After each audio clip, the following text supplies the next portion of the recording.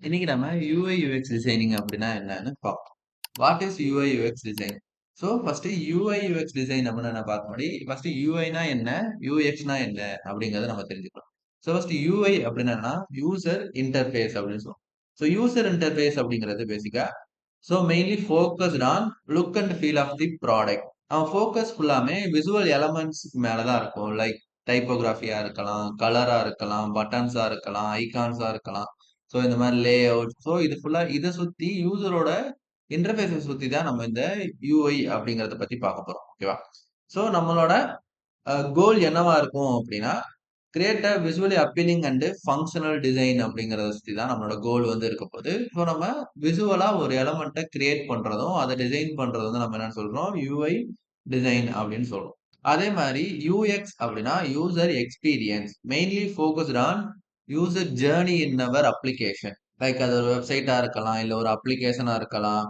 யூஎக்ஸோட கோல் என்ன அப்படின்னா usability, accessibility, அதே மாதிரி சாட்டிஸ்ஃபேக்ஷன் ஆஃப் யூசர்ஸ்.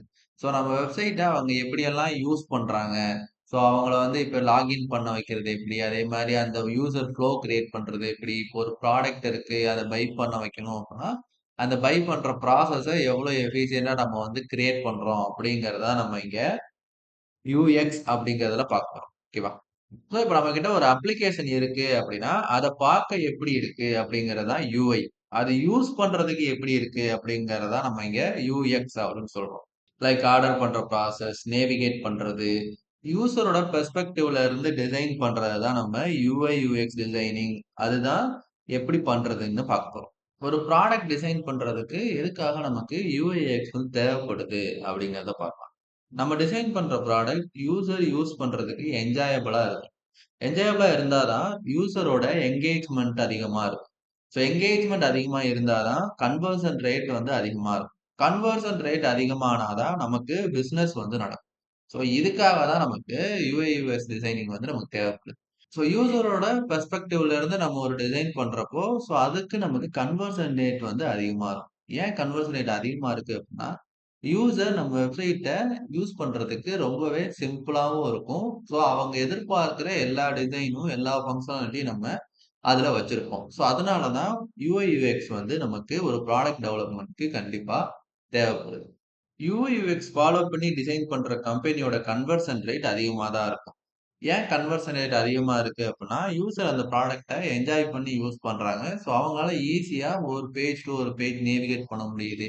ப்ராடக்ட்ட ஆர்டர் பண்றதோ, இல்ல ஒரு சர்வீஸ புக் பண்றதுக்கோ, அதுக்கான நேவிகேஷன் பாத் வந்து நமக்கு இங்க யூஎக்ஸ் மூலமா தான் நம்ம அச்சீவ் பண்ண முடியும். ஓகேவா? ஸோ நம்ம அந்த மாரி ஒரு யூஎக்ஸ் கிரியேட் பண்ணிட்டோம். ஒரு யூஐடி டெவலப் பண்ணிட்டோம் அப்படின்னா, யூசரோட என்கேஜ்மென்ட் அதிகமாகும். ஸோ என்கேஜ்மென்ட் அதிகமாகுதுல நம்ம பார்த்த மாரி கன்வர்ஷன் ரேட்டும் அதிகமாகும். சரிங்களா? ஸோ அதனால தான் யூஎக்ஸ் ஃபாலோ பண்ற கம்பெனிஸோட கன்வர்ஷன் ரேட் வந்து இங்க அதிகமா இருக்கு. ஒரு நல்ல யூசர் எக்ஸ்பீரியன்ஸுக்கு இந்த எக்ஸாம்பிள் பார்த்தாலே உங்களுக்கு புரியும். ஸோ இப்ப பார்த்தோம் அப்படின்னா, நமக்கு இங்க 2 ஸ்க்ரீன் இருக்கு. ஒரு ஸ்க்ரீன்ல 2 ஸ்க்ரீன்லயுமே நம்ம இங்க ஜிப் கோட் தான் என்டர் பண்ண போறோம். ஸோ ஜிப் கோட்னா என்ன? பேசிக்கா அதுல ஒரு நம்பர்ஸ் மட்டும் தான் இருக்கும். ஸோ இங்க பார்த்தோம் ஃபர்ஸ்ட் எக்ஸாம்பிள்ல நமக்கு நமக்கு சாதாரண கீபோர்ட்ஸ் வந்து ஓப்பன் ஆயிருக்கு. ஸோ இதுலயே பார்த்தீங்கன்னா, நமக்கு வந்து நம்பேட் வந்து ஓப்பன் ஆயிருக்கு. ஸோ இப்ப இதுல 2ல எது வந்து ஒரு யூசருக்கு நல்ல எக்ஸ்பீரியன்ஸ குடுக்கும் அப்படின்னா, இந்த செகண்டா இருக்கிற இந்த நம்பேட் ஓப்பன் ஆகுற இந்த டிசைன் தான். சரிங்களா? ஸோ இததான் நம்ம யூஎக்ஸ்ன்னு சொல்றோம். ஒரு யூசர் என்ன பண்ணுவாங்க, அவங்களுக்கு என்ன தேவைப்படும் அப்படிங்கிறத பொறுத்து நம்ம வெப்சைட்ட டிசைன் பண்றது தான் இங்க யூஎக்ஸ் டிசைனிங்ன்னு சொல்றோம். சரிங்களா? அதே மாரி இன்னொரு example for UX design. So இதுல பார்த்தீங்கன்னா, ஃபர்காட் பட்டன் வந்து நமக்கு வந்து பட்டனா குடுக்கணும்னு அவசியமே கிடையாது. ஸோ யூசருக்கு லாகின் பண்ணணும், சைன் அப் பண்ணணும் அப்படிங்கிறது தான் இங்க ஒரு மெயின் கோலா இருக்கும். ஸோ நமக்கு அத தான் வந்து பிரியரிடைஸ் பண்ணணும். ஸோ இங்க ஃபர்காட் பாஸ்வேர்ட்ங்கிறது செகண்டரி.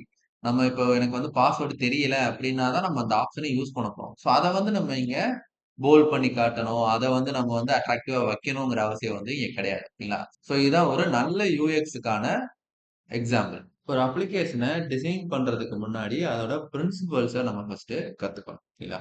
ஸோ ஃபர்ஸ்ட் நம்ம யூஐ யோட பிரின்சிபல்ஸ் பத்தி பார்க்கலாம். யூஐ டிசைன்ஸோட பிரின்சிபல்ஸ். ஸோ ஃபர்ஸ்ட் நம்ம பார்க்க போறது வந்து கிளாரிட்டி. ஸோ கிளாரிட்டி அப்படின்னா, நம்ம டிசைன் பண்ற இன்டர்ஃபேஸ் கிளியரா அதோட பர்ப்பஸ ரிஃப்ளெக்ட் பண்ற மாரியான டிசைன்ஸ தான் நம்ம பண்ணணும். சரிங்களா? அடுத்து நம்ம பார்க்க போறது வந்து கன்சிஸ்டென்சி. ஸோ கன்சிஸ்டன்சி அப்படின்னா நம்ம யூஸ் பண்ற ஃபாண்ட், கலர், பட்டன்ஸ் அது எல்லாத்தையும் நம்ம த்ரூ அவுட்டா கன்சிஸ்டன்ட்டா அந்த டிசைன்ல யூஸ் பண்ணணும். ஸோ ஒரு இடத்துல நம்ம ஒரு கலர் ஆஃப் பட்டன்ஸ் யூஸ் பண்ணிட்டு, அதே டிசைன்ல அதே ஒரு பேஜ்ல நம்ம வேற செட் ஆஃப் கலர்ஸுக்கு வேற பட்டன் நம்ம யூஸ் பண்ணோம் அப்படின்னா, அது வந்து கன்சிஸ்டன்டிய பிரேக் பண்ணும். ஸோ நம்ம வெப்சைட்ல ஒரு ஃபிக்ஸ் பண்ணிட்டோம். இப்ப இந்த கலர் தான் யூஸ் பண்ண போறோம் அப்படின்னா, ஸோ அதையே நம்ம த்ரூ அவுட்டா அந்த வெப்சைட்ஸ்குள்ள வந்து நம்ம யூஸ் பண்ற மாரி பார்க்கணும். ஓகேங்களா? நெக்ஸ்ட் நம்ம பார்க்க போறது வந்து ஃபீட்பேக். இந்த ஃபீட்பேக் அப்படின்னா, யூசருக்கு நம்ம ஃபீட்பேக்க குடுக்கணும். லைக் பட்டன் கிளிக் பண்றப்போ, அது ஒரு என்கேஜ்மென்ட் கிரியேட் பண்ணும். ஓகேங்களா? நெக்ஸ்ட் நம்ம பார்க்க போறது வந்து ஹைரார்கி. ஸோ ஹைரார்கி அப்படின்னா, யூசர சூப்பரா கீ ஃபீச்சர்ஸ்க்கு கைட் பண்ணணும். லைக் உங்களோட கோல் கான்டாக்ட் ஃபார்ம் ஃபில் பண்றது அப்படின்னா, அதுக்கான ஃப்ளோவ பில்ட் பண்றது தான் இங்க ஹைரார்கின்னு சொல்லுவோம். ஸோ ஒரு யூசர் நம்ம வெப்சைட்டுக்கு டாப்ல இருந்து பாட்டம் வரைக்கும் வர்றத நம்ம எப்படி பில்ட் பண்றோம் அப்படிங்கிறது தான் இங்க ஹைரார்கி அப்படின்னு நம்ம மென்ஷன். நெக்ஸ்ட் நம்ம பார்க்க போறது வந்து சிம்ப்ளிசிட்டி. ஸோ அன்வான்டட் எலிமெண்ட்ஸ ரிமூவ் பண்ணணும். அதே மாரி கிளியர் அண்ட் சிம்பிளா வச்சுக்கணும் நம்ம டிசைன்ஸ. ஏன் அப்படின்னா, தேவையில்லாத அனிமேஷன்ஸ், தேவையில்லாத எலமெண்ட்ஸ்லாம் நம்ம யூஸ் பண்ணி நம்ம வெப்சைட்ஸ வந்து யூசர் ஃப்ரெண்ட்லி இல்லாம ஆக்குறத நம்ம தவிர்க்கணும். நெக்ஸ்ட் நம்ம யூஎக்ஸ் டிசைன்ஸோட பிரின்சிபல்ஸ பத்தி நம்ம பார்க்கணும். ஸோ ஃபர்ஸ்ட் நம்ம பார்க்க போறது வந்து யூசபிலிட்டி. ஸோ யூசபிலிட்டி அப்படின்னா, ப்ராடக்ட் வந்து நேவிகேட் பண்றதுக்கும், டாஸ்க்க பெர்ஃபார்ம் பண்றதுக்கும் ஈஸியா இருக்கணும். ஸோ அத வந்து நம்ம காம்ப்ளிகேட்டா வைக்கக்கூடாது.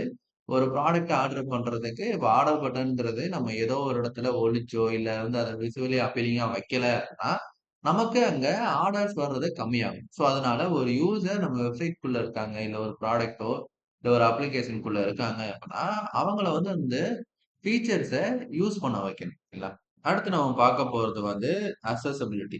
ஸோ எல்லாத்துக்கும் காமனா டிசைன் பண்ணணும். எல்லாரும் யூஸ் பண்ண முடியணும். டிசேபிள் பீப்பிள்ஸ் கூட நம்ம அப்ளிகேஷன ஈஸியா யூஸ் பண்ற மாரியான டிசைன் நம்ம பண்ணணும். இல்லைங்களா? ஸோ எல்லாருமே அந்த அப்ளிகேஷன யூஸ் பண்ணி பார்க்கணும். நெக்ஸ்ட் நம்ம பார்க்க போறது எம்பத்தி. ஸோ யூசரோட பெயின் பாயிண்ட்ட அண்டர்ஸ்டாண்ட் பண்ணி நம்ம டிசைன் வந்து பண்ணலாம். நெக்ஸ்ட் நம்ம பார்க்க போறது வந்து யூசர் சென்டர் டிசைன். ஸோ யூசர ஃபோக்கஸ் பண்ணி டிசைன் பண்ணணும் இன் எவ்ரி ஸ்டேஜஸ். ஸோ நம்ம ஹோம் பேஜ், அதே மாரி about page, product page, contact page இல்ல அப்படின்னா கார்ட் பேஜ் அப்படிங்கிறத எல்லாத்துலயுமே நம்ம யூசர ஃபோக்கஸ் பண்ணி தான் நம்ம டிசைன்ஸ் வந்து பண்ணணும். ஏன்னா நம்மளோட ப்ராடக்ட்ட யூஸ் பண்றது யாரு அப்படின்னா யூசர்ஸ் தான். நெக்ஸ்ட் நம்ம பார்க்க போறது இன்ட்ரோடிவ் ப்ராசஸ். ஸோ யூசரோட ஃபீட்பேக் எடுத்துக்கிட்டு கன்சிஸ்டன்ட்டா டிசைன் இம்ப்ரூவ்மெண்ட்ஸ் வந்து பண்ணிக்கிட்டே இருக்கணும். இது மாரி இன்ஃபர்மேட்டிவ் வீடியோஸ் பார்க்கறதுக்கு கெட்டிங் டெக்னாலஜிஸ் சேனல ஃபாலோ பண்ணுங்க.